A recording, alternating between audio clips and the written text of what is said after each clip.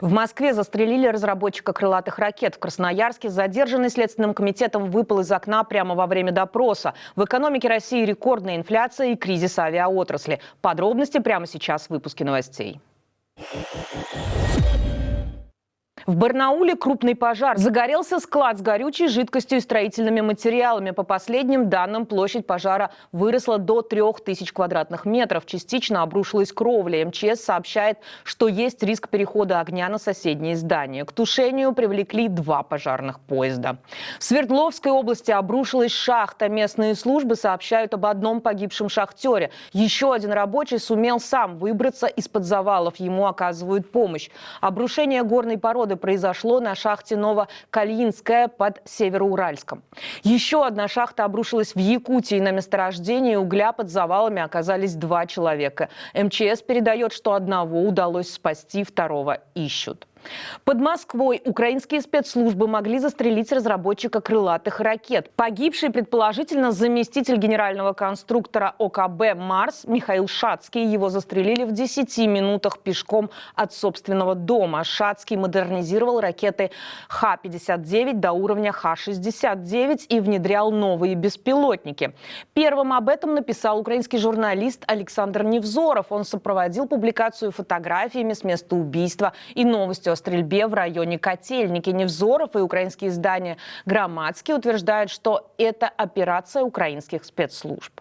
В Красноярске мужчина напал на 2 студенток с короткими стрижками. По данным Сибновости, ему не понравился внешний вид девушек. Вот что рассказали потерпевшие, процитирую: «Он пытался нас убедить, что мы мальчики. Он был трезвый при этом. Первый раз сталкиваюсь с тем, чтобы избили, чтобы кто-то докопался. Бывали случаи на улице. Нападение произошло в автобусе. Кондуктор пытался выгнать агрессивного пассажира, но мужчина зашел обратно и плюнул в лицо одной из студенток», пишет издание. У пострадавших перелом носа и ссадины на лице. Одна из жертв несовершеннолетняя. Полиция ищет нападавшего.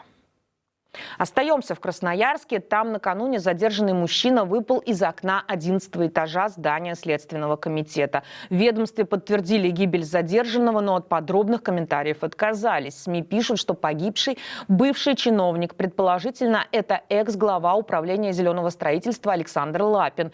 Его могли допрашивать по делу о коррупции. Официально эта версия не подтверждена.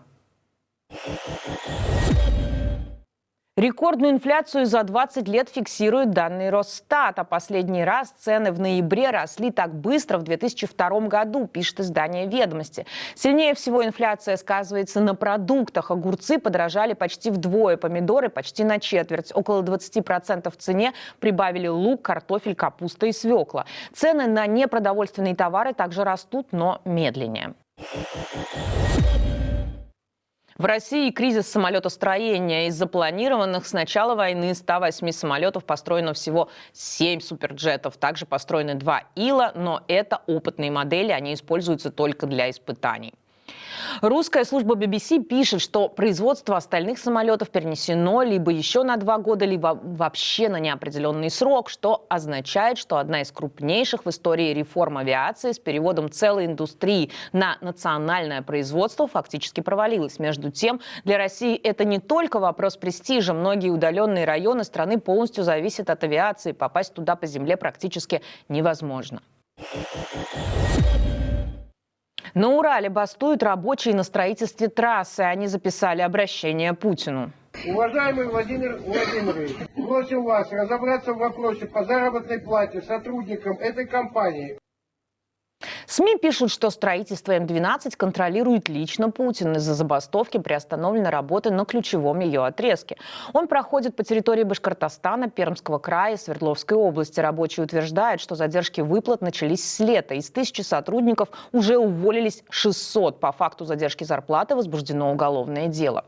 Еще одно обращение к властям записали жители Краснодара. В одном из ЖК владельцы квартир жалуются на управляющую компанию «Патриот». Недовольство накопилось настолько, что в видеообращении участвует огромная толпа людей.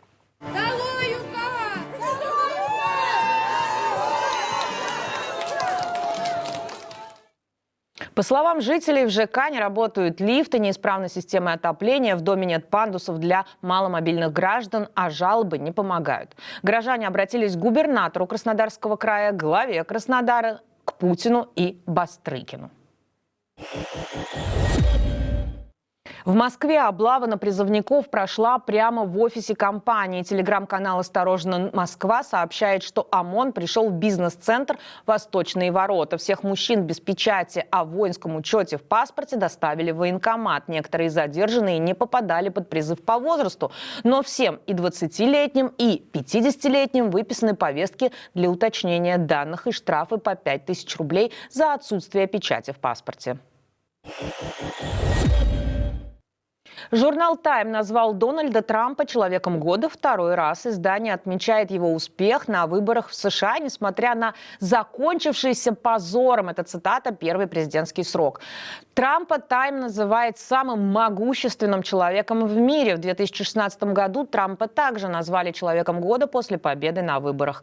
Также избранный президент США сделал заявление об ударах Украины дальнобойными ракетами по территории России. Он выступил против этих ударов американским оружием. Литва отказала в убежище россиянину из-за старых фотографий забегов, спонсируемых «Газпромбанком». Максим Кузьмин переехал в Литву в ноябре 2022 года. Его жена и сын получили постоянный вид на жительство из-за литовских корней. Сам он подал документы на рабочий ВНЖ по бизнесу. Ему отказали из-за обучения в военной инженерной академии 24 года назад. Это решение он обжаловал в суде, и суд выиграл. Однако между заседаниями домой к Кузьмину ворвалась полиция и пограничники. Приводят его слова издания «Астра». Они арестовали его, попытались депортировать. Мужчина запросил убежище. Новым поводом для депортации стали старые фотографии с его участия в забеге, спонсором которого были российские компании, сейчас находящиеся под санкциями.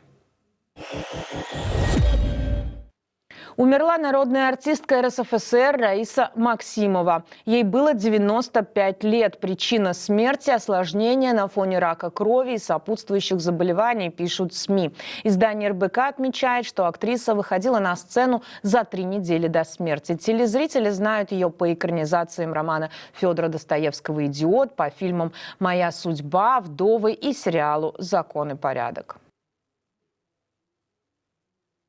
Что ж, это все новости, которые я собиралась рассказать вам к этому часу. Пожалуйста, поставьте лайк этому ролику, так вы помогаете нам распространять наши видео в интернете. Подпишитесь на Ходорковский лайв, причем не только в YouTube, но и в Телеграме, где мы открыли специальный Телеграм-канал. Мы дублируем туда все наши видео и еще и в аудиоформате для вашего удобства. Комментируйте нас, и скоро увидимся.